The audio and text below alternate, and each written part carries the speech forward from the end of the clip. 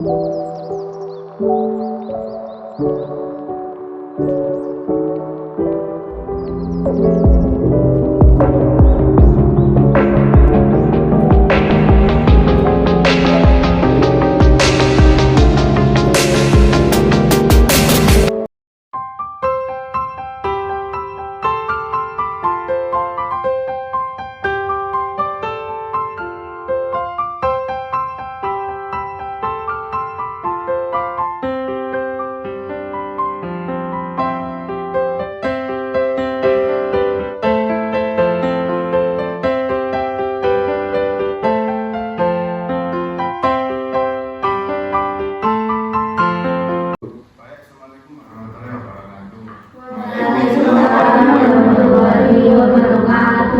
pagi anak-anak.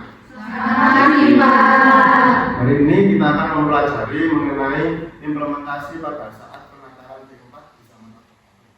Tolong untuk memperhatikan materi yang akan saya jelaskan.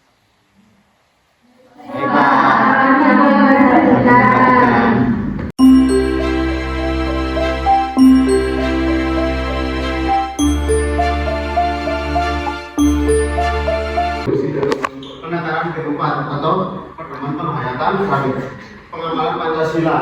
Ada beberapa kasus yang menarik pada implementasi penataran P4 pada zaman Orde Baru ini. Yang pertama yaitu penataran P4 sebagai alat pemaksaan ideologi. Pemerintah terbaru menggunakan penataran P4 sebagai alat pemaksaan ideologi, di mana peserta dipaksa untuk mengikuti program ini agar bisa memperoleh pekerjaan, promosi atau mendapatkan bantuan dari pemerintah. Kemudian yang kedua yaitu topik diskriminasi terhadap peserta yang non-muslim. Penataran P4 juga dianggap sebagai alat yang memperkuat ideologi Islam sebagai agama negara pada zaman itu. Peserta non-muslim tidak bisa mengikuti program keagamaan yang berbau Islam, bahkan jika hal tersebut tidak sesuai dengan keyakinan mereka. Yang ketiga yaitu pemborosan anggaran dan kebijakan korupsi. Selain itu, program penataran P4 juga dikritik karena pemborosan anggaran dan kebijakan korupsi. Banyak dana yang habis dihabiskan oleh pejabat pemerintah untuk kepentingan pribadi atau kelompok tertentu tanpa memberikan manfaat yang signifikan pada penataran P4 yang sudah dilaksanakan. Kemudian yang keempat yaitu pengaruh buruk terhadap pendidikan serta pembangunan.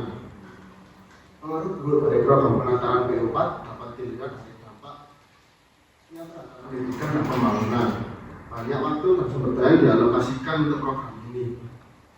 Kesimpulannya, implementasi program penataran P4 pada zaman Orde Baru mengalami banyak masalah dan kontroversi. Program ini menjadi salah satu contoh bagaimana pemerintah dapat menyalahgunakan kekuasaan. Anak-anak, setelah saya tadi memberikan penjelasan mengenai materi kasus implementasi penataran P4 di zaman Orde Baru, selanjutnya silakan untuk membentuk kelompok yang setiap kelompoknya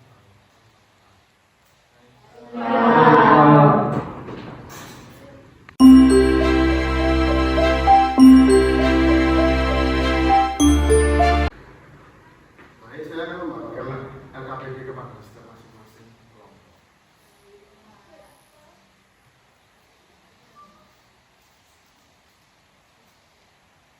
Selanjutnya anak-anak untuk masing-masing kelompok, kelompok 1 mencari kelemahan dan penyebab kelemahan dari penataran P4. Untuk kelompok 2 mencari upaya agar pelaksanaan untuk mencari informasi, kalian dapat mencari dari informasi yang sudah saya berikan tadi atau mencari dari sumber-sumber dari internet. Jadi apakah kalian sudah paham mengenai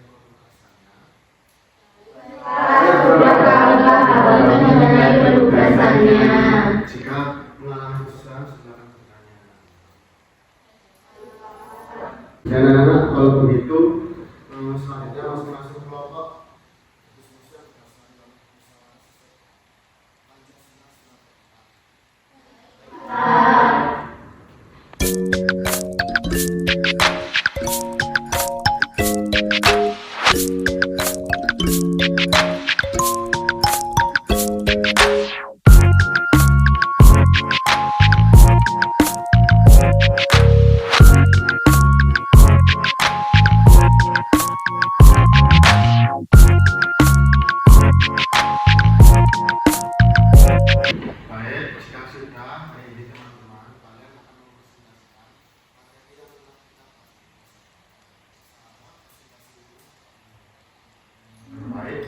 tentang topik ini. Baik Pak, kami akan menyampaikan presentasi yang baik dan membangun. Kami juga berharap presentasi ini dapat memberikan pemahaman yang lebih baik kepada kami dan teman-teman sekolah tentang topik yang telah kita bahas ini. Baik, saya perwakilan dari kelompok 1 yang menyampaikan dan berdiskusi pada kelompok kami, yaitu kelemahan penataran perintah. Menurut kelompok kami, kelemahan penataran perintah dipandang merupakan indoktrinasi ala Orde Baru. Lalu penyebab dari kelemahan penataran P4 yaitu para pengembang penataran P4 pada masa itu sudah mencoba mengembangkan berbagai cara atau metode yang lebih baik dari sekedar indoktrinasi. Namun karena penataran P4 yang bersifat massal dan penafsiran Pancasila yang dianggap tunggal oleh penguasa, maka penataran P4 ini pun oleh kaum pendukung reformasi dipandang sebagai sebuah upaya indoktrinasi ala Orde Baru. Terima kasih. Baik, saya perwakilan dari kelompok 2 akan menyampaikan hasil diskusi dari kelompok kami mengenai upaya agar implementasi Pancasila tidak seperti penataran P4. Yang pertama itu penanaman nilai-nilai Pancasila yang harus dilakukan secara masif dan terintegrasi. Lalu sosialisasi terhadap nilai-nilai Pancasila yang harus dilakukan secara terus-menerus.